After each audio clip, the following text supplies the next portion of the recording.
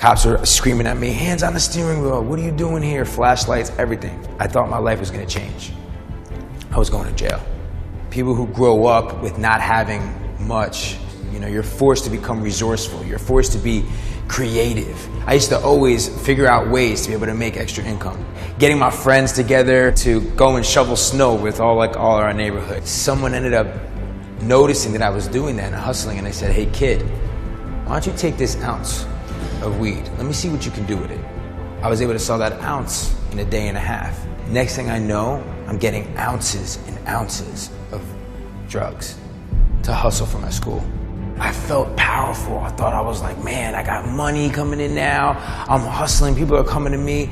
I thought that I was invincible. And then one day, I get pulled over by all these cops. I used to actually drop off to one of the kids I went to high school's mother. I pull up one day, like I usually do every day, cops surround my car. Lo and behold, there was a person committing Grand Theft Auto. And that's the reason why the cops came. And in that moment when the cops said, that's who we're here for, and they told me, hey kid, get out of here. And I left with all of those drugs in my transmission under my cup holder. When I drove off, I said, wow, I'm gonna take this hustle mentality, and this doesn't have to be the only way that I can hustle and I can make money. I'm gonna channel this and I'm gonna learn about business. I just didn't want to ever put myself in that position ever again. So much shifted for me. I was lucky enough to find a mentor, someone that I could relate to, someone that I saw that was using the internet, and I became an apprentice. I would work till 3, 4 in the morning, printing out every single public company for him, just learning anything and everything that I could from this mentor. So I started now hustling, contacting every company that I thought was attractive and had a great story, and saying, give me a chance. For $500 a month, give me a chance to tell your story. I got my first client for $500 a month. I overperformed. I did everything for my clients, and I built that up into $10 million in revenue by the time I was 24 years old. I become this millionaire. Now I call my dad, I made it. I'm buying exotic cars, I'm traveling the world, I'm doing what I want, when I want, how I want, with whoever I want.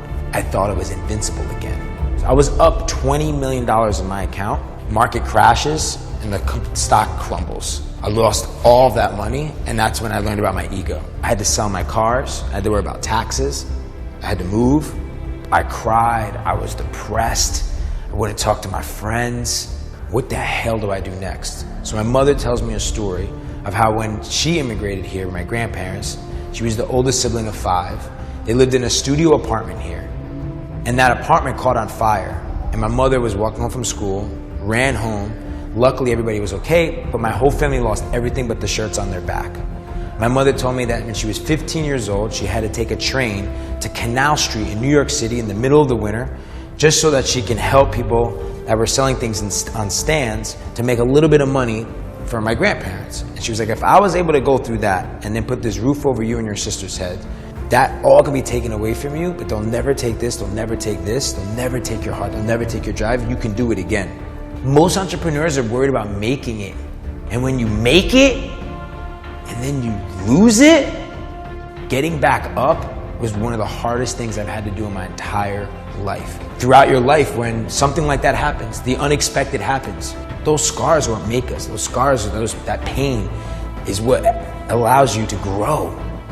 It led me to my next big idea. I had 2 interns working for me, and we came up with this idea of, well, why don't we create a publication that speaks to millennials? So we sat in an apartment with 3 folding chairs, and we came up with the name Elite Daily. Bought it for $9.99 in GoDaddy. Just like all the entrepreneurs out there right now, it's just this idea. We had this passion, this drive, this idea. We didn't have the perfect business plan. We weren't experts. And little by little, we started interviewing each other, contributing writers, building out our team. And we went from 3 of us to 12 of us to 20 of us. And in 2015, a dream came true. We sold the business to a $1 billion company known as the Daily Mail. So you need to dig down deep, really deep, to the darkest place, right in your fucking spirit and your soul, and figure out, who are you? Why are you really here? And realize that you have such a gift and a purpose. So what are you gonna do? That's the mentality I had. Having that failure, having and losing everything, being down, feeling like you have nothing left inside of you, but then rising up and doing it again, you know how much stronger you are? Every moment in your life, in every challenge, in every step of the way, every obstacle, every time you face adversity, you need to find that leader within yourself. Drive forward.